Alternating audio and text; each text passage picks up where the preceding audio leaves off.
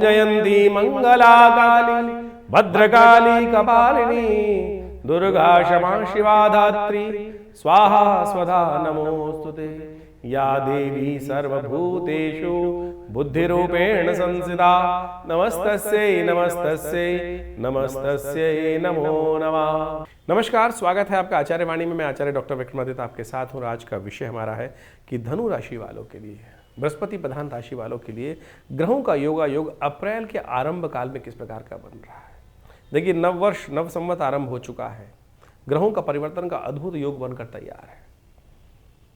इस वर्ष के आरंभ में ही, संवत के आरंभ में ही देखिए पंचग्रही योग, पहले 6 ग्रही योग बना था, फिर पंचग्रही योग बनकर आपके चतुर्थ भाव में, सुख वाले भाव में पंचायत ग्रहों की जो बनी हुई है वो कहीं ना कहीं कुछ विचित्र योग बना रही है। धनु राशि वालों के लिए स्वामी बृहस्पति होते हैं। बृहस्पति महाराज छठे भाव में चल रहे हैं, शत्रु भाव में चल रहे हैं। शनि महाराज चतुर्थ सुख वाले भाव में बैठकर, उन्हीं की राशि, बृहस्पति की राशि में बैठकर, आपकी राशि के स्वामी की राशि में बैठकर शनि, सूर्य, बुध, शुक्र और राहु वहाँ एक अजीब प्रकार का योग बना रहे हैं। तो ऐसे में आपको थोड़ा ध्यान रखना पड़ेगा। आपकी राशि में इस वक्त मंगल जो है वो सबसे कमज़ोर स्थिति में जाने वाले हैं और वो आपको कहीं अकेला रख सकते हैं। थोड़ा सा आप लोग जो है, बदमाश लोग जो हैं, परेशान करने के योग बना सकते हैं। ऐसे में बड़ी सावधानी के साथ ग्रहों को समझते हुए आपको कार्य करने की आवश्यकता है। वर्ष के आरंभ काल में इस प्रकार का योग बन रहा है और ऐसे में इन ग्रह की पंचायतों को थोड़ा सावधानी समझ में है। क्या होता है, पंचायत जब ज़्यादा बर्तन होते हैं तो खड़कते हैं, और खड़कते हैं बर्तन तो फिर क्या होती है, जो स्थिति होती है तो कहीं ना कहीं कष्टकारी होती है। और आपके सुख वाले भावों में इन ग्रहों की पंचायत खड़कने की स्थिति है। विपरीत परिस्थितियों वाले, विपरीत स्वभाव वाले ग्रह एक साथ इकट्ठे हैं। राहु के साथ सूर्य, सूर्य के साथ शनि, बुध के साथ शुक्र, ये सब ग्रह एक साथ कहीं ना कहीं परस्पर विरोधी हैं इनके स्वभाव। तो इनको समझते हुए कार्य करने की ज़रूरत है। वैसे में थोड़ा शत्रु पक्ष से सावधान रहेगा। जहाँ एक तरफ शनि शत्रु को घटा रहे हैं, वहीं बृहस्पति शत्रु बढ़ा रहे हैं। जहाँ एक तरफ शनि आपके रोगों को खत्म कर रहे हैं, बृहस्पति वहाँ कहीं ना कहीं विचारों को आपका शत्रु बना रहे हैं। जहाँ मंगल आपके बड़े लोगों से संपर्क बना रहे हैं, वहीं शनि महाराज और बाकी सब ग्रह आपको कर्म करने से रोक रहे हैं। तो चाहे छोटे हैं, चाहे बड़े हैं, चाहे स्त्री है, चाहे पुरुष है, इन सब चीज़ों को समझ लेना चाहिए। मंगल अपनी कमज़ोर स्थिति में सब पुनः आ रहे हैं। अभी 4 महीने पहले जिस कमज़ोर स्थिति में चल रहे थे, उसी स्थिति में पुनः आने का योग बना रहे हैं। तो ऐसे में देव कृपा से भगवान ने हर रास्ता बना रखा है। इस बार बड़े अच्छे योग ये बन रहे हैं कि उन ग्रहों की अशुभ स्थिति को शुभ करने का रास्ता भी मिल रहा है। मंगल को स्थिति को ठीक, जो खराब मंगल की स्थिति होगी 1.5 महीने के लिए, इस अप्रैल में नवरात्र का शुभ अवसर आ रहा है। मंगल का जन्म दिवस आ रहा है, तो उन दिनों में खास आराधना कर आप कष्टों को दूर कर सकते हैं। तो सिलसिलेवार तरीके से उन सूत्रों को समझ लें। 1 तारीख से आरंभ करते हैं, मंगलवार का दिन 1 अप्रैल को चतुर्थी तिथि है और ख़ास तौर पर ग्रहों का नक्षत्र यदि योगा समझे, धनु राशि वालों के लिए जो योग बनकर तैयार हो रहा है वो विशेष तौर पर थोड़ा सा बुद्धि के द्वारा आप जो काम है उसको लाभ ले सकते हो। यानी आपके ग्रह ऐसे हैं इस दिन, खास तौर पर 1 तारीख के दिन कोई आपका बिगाड़ नहीं सकता। कुछ अपनी चाल में मस्त होकर काम करने का प्रयास करें, शुभ होगा, कल्याणकारी योग बनेंगे। चौथा नवरात्रा है, कुष्मांडा जी की आराधना करें। मंगल का जन्मदिवस है इस दिन, मंगल को सावधान करना पड़ेगा। मंगल इन दिनों अननेसेसरी के क्लैश आपके लिए उत्पन्न कर रहे हैं, झगड़े अननेसेसरी के बढ़ा रहे हैं। दूसरों के झगड़ों में मत फंसिए। जहाँ झगड़ा है, आपस के 2 लोगों के बिगड़ रहे हैं, आप हटकर दूसरी तरफ चल जाएँ, वो आपके लिए अच्छा रहेगा। ऐसे में आने वाले समय में मंगल महाराज जो कमज़ोर हो जाएंगे, उसके लिए आपकी राशि वालों को खासतौर पर एक काम करना चाहिए। इस दिन मंगल के मंत्र का जप करें, सुंदरकांड का पाठ करें, भगवान हनुमान जी को पेठे का भोग लगाएं, माँ भगवती दुर्गा को पेठे का भोग लगाएं, कुष्मांडा जी की पूजा करें, कल्याणकारी योग बनेंगे। और हो सके तो हर रोज़ पीपल की पत्तों की माला हनुमान जी को अर्पित करें, रविवार को छोड़कर। ये देखते हुए करेंगे तो अच्छा रहेगा, कल्याणकारी योग बनेगा। 2 तारीख बुधवार का अवसर है, उस दिन पंचमी तिथि है, श्री पंचमी का सुंदर योग बन रहा है। नवरात्र का पंचम दिवस है, भगवती की सुंदर आराधना का अवसर है, महालक्ष्मी को प्रसन्न करने का दिवस है। भगवती का सबसे सुंदर स्वरूप जो है वो स्कंदमाता है, उनकी पूजा करने का दिन होता है। ग्रह नक्षत्रों के दृष्टिकोण से देखें तो आपके लिए गजकेसरी योग बनकर निर्माण हो गया है। ये आपके लिए अच्छा तो है, लेकिन कहीं ना कहीं धन तो आएगा, लेकिन स्ट्रेस को लेकर भी आता दिखाई दे रहा है। स्ट्रेस को मत पालिएगा। माँ का ध्यान करें, स्कंद माता का ध्यान करें, उनका आशीर्वाद मिल लीजिए। या देवी सर्वभूतेषु मातृरूपेण संस्थिता नमस्तस्यै नमस्तस्यै नमस्तस्यै नमो नमः, इस मंत्र का जप करें। खीर का भोग भगवान को लगाएं, कल्याण होगा। 3 तारीख बृहस्पतिवार का अवसर, षष्ठी तिथि विद्यमान है। और ग्रह नक्षत्रों के दृष्टिकोण से जो ग्रहों का योग आपके लिए कहीं ना कहीं अनुकूल है, लेकिन मंगल का ये परिवर्तन करना आपके लिए बहुत विशेष रहेगा।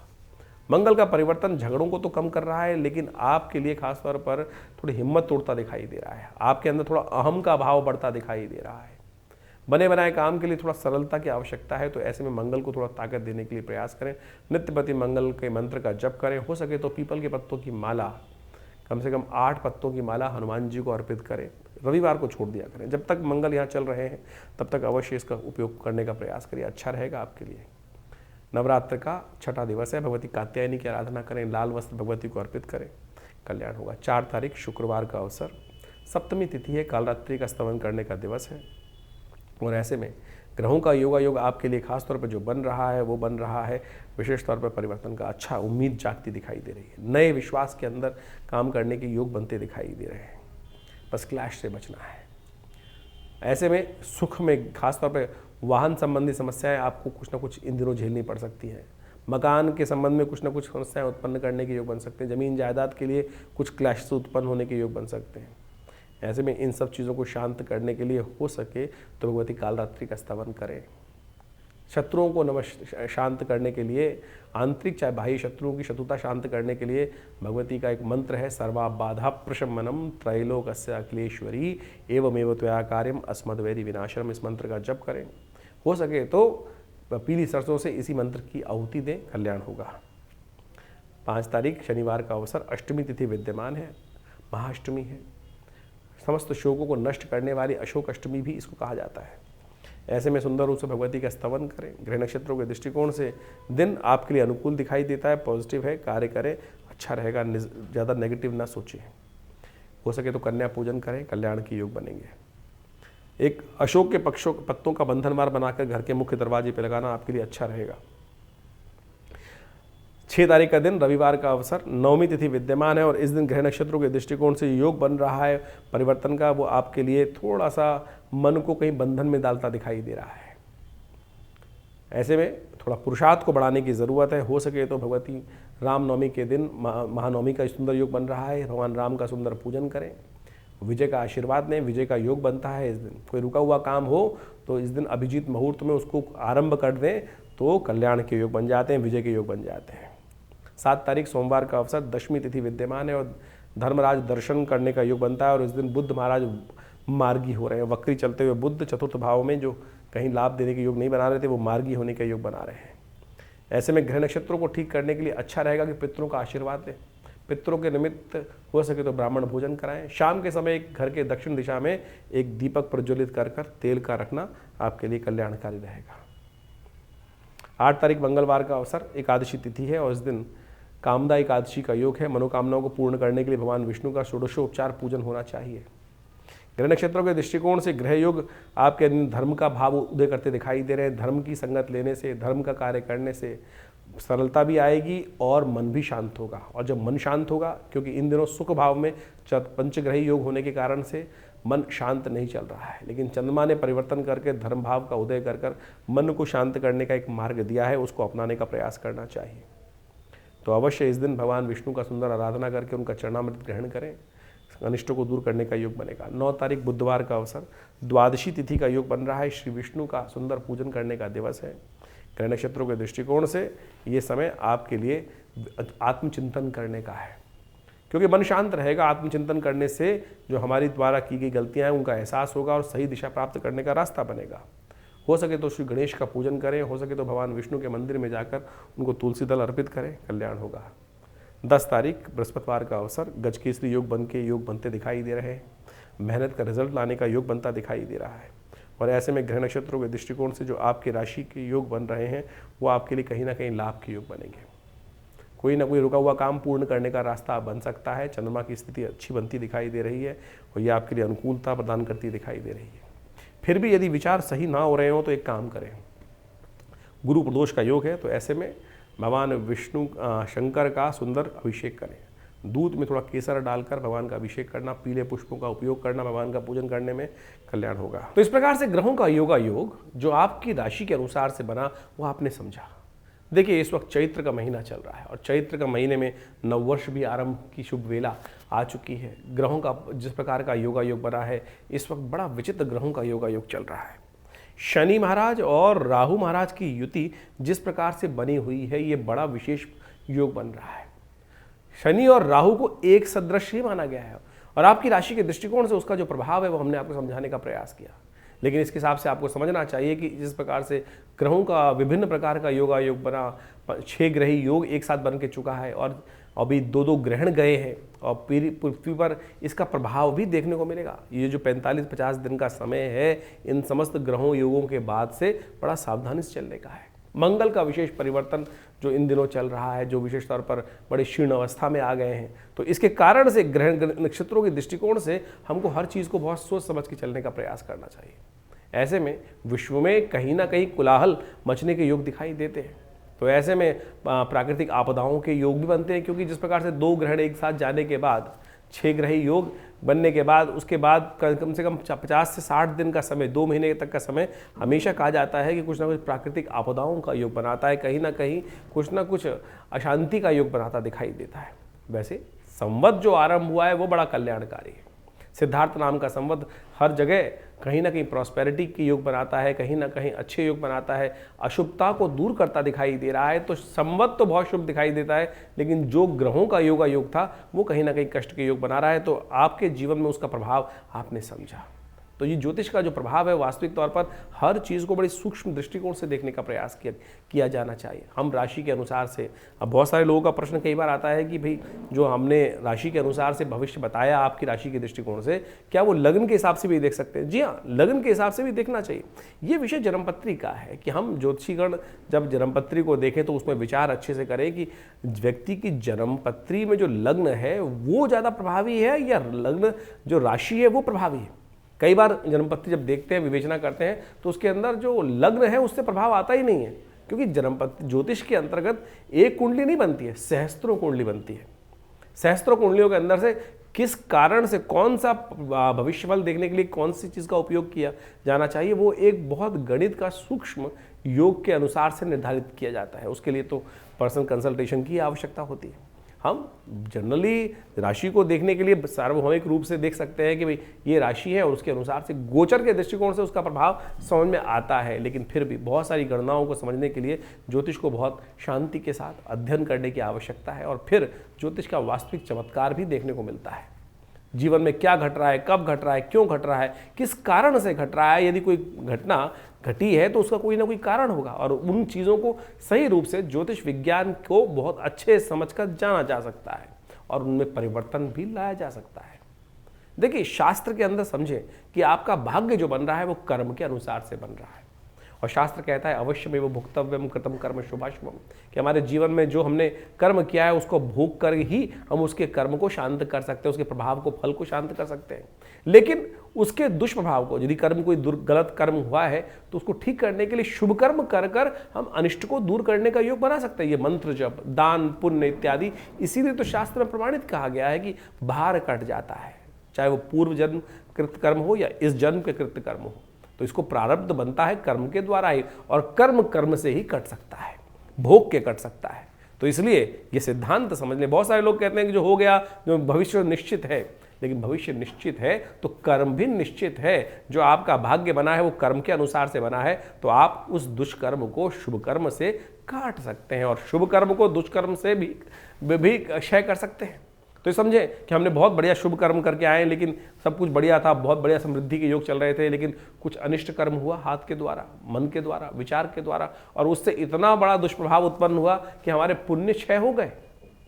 तो वो भी तो कर्म का ही प्रभाव है। तो इसलिए शास्त्र की बात समझे और ज्योतिष के वैज्ञानिकता को समझने का हमें प्रयास करना चाहिए। जो ज्योतिष के दृष्टिकोण से हमें समझ में आ रहा है, हम वही आपको समझाने का प्रयास करते हैं। तो ये सब विज्ञान को बड़े शांति के साथ, ज्योतिष कोई हास परिहास का विषय नहीं है। बहुत सारे लोग बड़े हास परिहास के साथ उपस्थित कर देते हैं चीज़ों को। आप समझेंगे, उसके अंदर गहरा उतरेंगे तो उसका लाभ अवश्य उठा सकते हैं। विज्ञान है, विज्ञान के द्वारा हर चीज़ को बहुत अच्छे से समझा जा सकता है और हमारे ऋषि मुनियों ने जो खोज उपस्थित करी छोटी छोटी बातों से।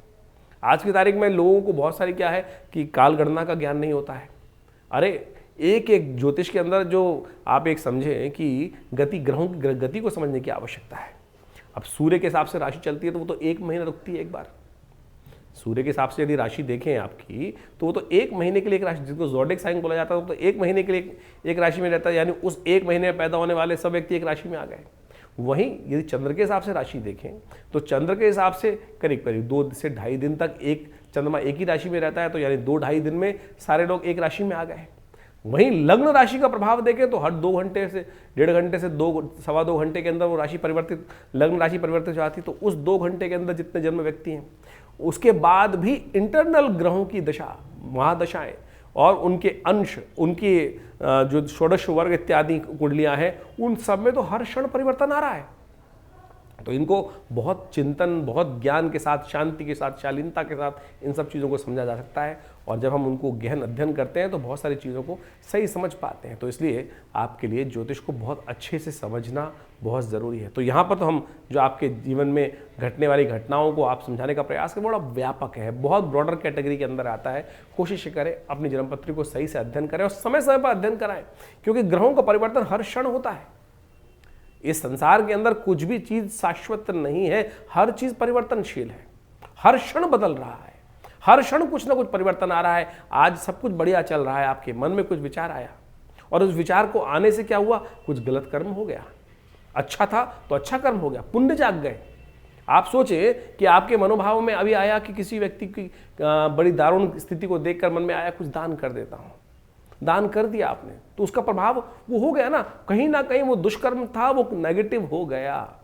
और यदि आपने कुछ अशुभ कर दिया किसी का, तो वो शुभ कर्म के अकाउंट में से डेबिट क्रेडिट इसी प्रकार चलता रहता है और इसी कारण से भाग्य बनता रहता है। हमारे पास बहुत अच्छे लोग, करीब बहुत सालों हो गए जन्मपत्री देखते हुए, पिताजी के साथ करीब काफ़ी जब उनके साथ जन्मपत्रियाँ देखते देखते बाल्यकाल से ही 10 साल की 5 साल की उम्र से इन सब विज्ञान के अंदर बैठना हुआ पिताजी के साथ, और उसके बाद हर चीज़ को देखा। अजीब अजीब प्रकार की कुंडलियाँ आई जीवन में और बहुत चमत्कारी प्रभाव, ऐसी कुंडलियाँ हमने देखने को मिली कि जिसके अंदर बिल्कुल साफ साफ योग दिखाई दे रहे थे। तो इसके साथ कुछ अच्छा होने वाला नहीं है, लेकिन जब कुंडली में देखा तो अच्छा हो रहा है। और जब उसके जीवन में झांक कर देखा तो कारण समझ में आया कि प्रभु की भक्ति के द्वारा, प्रभु भक्ति के द्वारा कैसा ही भयंकर से भयंकर कुंडली में दरिद्र योग हो, कष्ट देने वाला योग हो, अनिष्टकारी योग हो, वो प्रभु के भजन से कट सकता है। जी हाँ, प्रभु के भजन से कट सकता है, ये सत्य मानिए। और ये योग, और जिसके जीवन में बहुत अच्छे ग्रह चल रहे थे, एक व्यक्ति हमारे पास कुंडली देखने को मिली कि इतने बढ़िया ग्रह योग लेके बैठा है लेकिन कुछ हो ही नहीं रहा है। उसकी कुंडली में एक योग था जिस प्रकार से मंगल का बड़ा विचित्र प्रकार का योग था, और जब उससे उसके जीवन में झांक कर देखा कि ये ग्रह काम क्यों नहीं कर रहे हैं, तो उसकी कुंडली में दोष था पितृदोष।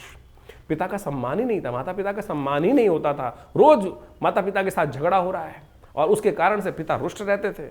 हमने देखा उसके कारण से सारा भाग्य सो गया, और वही एक कारण है। तो ये सब चीजें देखने की आवश्यकता है, कर्म कहाँ हो रहा है, किस प्रकार से कर्म हो रहा है, और यदि उन कर्मों को, सिद्धांत को ज्योतिष के सदगुरु की आज्ञा से आप समझ लें। हम तो लगे हैं ज्योतिष के दृष्टिकोण से उपाय करने के लिए, केवल अंगूठे पहनाने के लिए। लोग अंगूठे पहनाए जा रहे हैं, कोई तेल चढ़वाया जा रहा है, कोई कुछ और किए जा रहा है। लेकिन ज्योतिष के अंदर बहुत सारे सूक्ष्म विज्ञान के अनुसार से एक एक चीज को अध्ययन करने की आवश्यकता है। आज ज्योतिष में हो क्या गया है कि हर कोई ज्योतिष के अंदर कुछ बेचने के लिए आ रहा है। कोई रुद्राक्ष बेचे चले जा रहे हैं, कोई 1 मुखी, कोई 7 मुखी, कोई 8 मुखी, और लोग पहने जा रहे हैं और फिर कहते हैं कोई प्रभाव नहीं हो रहा है। अरे ज्योतिष को समझने के लिए प्रत्यक्ष रूप से ग्रहों का योगा योग समझो, ग्रहों के योगा योग को समझो, प्रभाव क्या है उसको समझो, फिर परिवर्तन लाने का प्रयास करो। ऐसा नहीं है कि रत्न परिवर्तन नहीं लाते, बिल्कुल लाते हैं। रुद्राक्ष परिवर्तन नहीं लाते, बिल्कुल लाते हैं। यज्ञ इत्यादि, मंत्र इत्यादि, दान इत्यादि, पुण्य इत्यादि सब परिवर्तन लाते हैं। लेकिन किस कारण से, कैसे होगा, कब होगा, किसके लिए कौन सा मार्ग सुगम है, किसके लिए कौन सा मार्ग दुर्गम है, किसको किस मार्ग पे जाना चाहिए। देखिए हर क्षेत्र के अंदर अच्छे और खराब स्थितियां बहुत व्यापक से बढ़ जाती हैं। तो हम इस बात को आपके समक्ष इसलिए रख रहे हैं कि अपनी विवेक को सही से उपस्थित कर कर, हर चीज़ को चिंतन कर कर तब समझने का प्रयास करें। ज्योतिष के अंदर, बड़ी शास्त्र के अंदर, अध्यात्म के अंदर कहीं कोई ऐसी बात नहीं बताएगी कि लाखों रुपए खर्च करने से ही कर्म शुभ किया जा सकता है। केवल मन से भी, सोचने से, विचार करने से भी कर्म शुभ कर लिया जाता है। 1 सेकंड में सोचा हुआ कर्म आपके जीवन में कष्टों का निवारण करने का मार्ग खोल सकता है। और नहीं, अगर बुरा सोच रहे हो तो बुराई घटने के योग बन सकते हैं। उपनिषद, वेद इत्यादि जो ग्रंथ है, पुराण इत्यादि ग्रंथ है, इन्हीं कथाओं के माध्यम से आपको हर चीज़ समझाने का प्रयास करते हैं। समय समय पर हम आपके समक्ष वो सारी बातें रखते ही हैं। तो अभी तो चैत्र के आरंभ में बहुत सुंदर योग बना हुआ है। कर्म करने का तरीका क्या है, भगवती की आराधना, नवरात्र का सुंदर योग चल रहा है आश्रम पे। इन पूरे नवरात्रों में सुंदर यज्ञ रहेगा, सुंदर की व्यवस्था है। माँ भगवती दुर्गा सप्तशती के नित्य प्रति यज्ञ चल रहे हैं और वो नवरात्र के पूरे महीने चलेंगे और उसमें आप आके स्वयं बैठिए, माँ भगवती का दर्शन कीजिए। जो ये 1947 में मुल्तान से भगवती का, पाकिस्तान से इतना चमत्कारी शिव विग्रह आया आश्रम पर प्रतिष्ठित है, उनका दर्शन कर लेने मात्र से भगवती की कृपा प्राप्त हो जाती है और हजारों लोगों ने उनका अनुभव किया है। आप भी आइए विवेकानंद योगाश्रम में इस दर्शन यज्ञ के अवसर पर, जो यज्ञ नित्य प्रति शाम को चलता है करीब करीब 6 बजे से लेकर रात्रि में 8 बजे तक, उसमें आप आएंगे, यज्ञ में बैठेंगे तो माँ भगवती का सुंदर आशीर्वाद मिलेगा। और उसकी व्यवस्थाएं जानने के लिए आप फ़ोन पे संपर्क साध सकते हैं। इसके अलावा अभी बहुत जल्दी महावीर जयंती आ रही है, हनुमान जी के सुंदर यज्ञ की पूजा पाठ रहेगा, तो आप उसमें बैठकर सुंदर रूप से भगवान की कृपा प्राप्त करने के लिए सिद्ध मनोकामना सिद्धि मंदिर में हनुमान जी के सानिध्य में बैठकर बहुत सारे कर्म इत्यादि यज्ञ इत्यादि चलते रहते हैं। हमारे आश्रम पर नित्य 8 घंटे यज्ञ चलता है और भारतीय संस्कृति में यज्ञ प्रधान संस्कृति कही गई है। हम दान करने जाते हैं किसी को, पता नहीं वो व्यक्ति दान का अधिकारी है कि नहीं है। आपने दिया दान और उसने कुछ उल्टा सीधा कर्म कर लिया, शराब पी ली, कुछ और कर लिया, तो फिर वो दान तो व्यर्थ चला गया। क्योंकि दान देने से पहले इस बात को भी समझना चाहिए कि वो दान जिसको दे रहे हैं वो लेने का अधिकारी है भी कि नहीं। तो ऐसी बहुत सारी चीज़ें समझने की आवश्यकता है। तो यज्ञ में जो हम आहुति देवता को देते हैं तो सीधा देवता तक पहुँच रही है ना, तो उससे बढ़िया कौन सी चीज़ हो सकती है। तो इसलिए शास्त्र में कहा गया यज्ञो वही श्रेष्ठतम कर्म। और हमारे विवेकानंद योगाश्रम दिल्ली में नित्य प्रति 8 घंटे यज्ञ पिछले करीब करीब 50-60 साल से चलता है। आप भी हर रविवार को इस यज्ञ में बैठ सकते हैं और बहुत सारी व्यवस्थाओं का लाभ ले सकते हैं। तो आप आइए विवेकानंद योगाश्रम में, और जो भी अपनी निजी जानकारी है वो भी हमसे संपर्क साध कर, फ़ोन नंबर्स दिए हुए हैं उन पर संपर्क साध कर आप उसका निवारण जान सकते हैं। व्हाट्सएप के माध्यम से अवश्य भेजें अपने प्रश्नों को, हम देंगे उन सब प्रश्नों का निदान। इसके अलावा हमने आश्रम में व्यवस्था बनाई है कि महीने के पहले रविवार के दिन सुबह करीब करीब 8 बजे से लेकर 11 बजे तक के बीच में यज्ञ जो आश्रम में व्यवस्था होती है, जो समागम होता है, उसमें आप आके निजी रूप से अपने प्रश्नों का समाधान भी जान सकते हैं और उसकी कोई फीस नहीं रखी गई है। बहुत सारे लोग हमारे यहाँ फ़ोन करके जानना चाहते हैं, अपने प्रश्नों का समाधान जानना चाहते हैं और व्यवस्था का में नहीं आ पाते हैं, फ़ोन पे संपर्क इतनों से नहीं हो पाता है। तो हमने आश्रम में व्यवस्था रख दी है कि सुबह रविवार को, महीने के पहले रविवार को सुबह 8 बजे से लेकर करीब करीब दोपहर को 11 बजे तक ये कार्यक्रम रहेगा। भंडारे का कार्यक्रम रहेगा, यज्ञ का कार्यक्रम रहेगा और जो भी आपके प्रश्न होंगे उसमें उस समय आकर 1-2 प्रश्न जो है उनके संबंध में आप अवश्य जानकारी ले सकते हैं, निदान जान सकते हैं। इसकी सुंदर व्यवस्था आश्रम पे कर दी गई है। धन्यवाद, नमस्कार।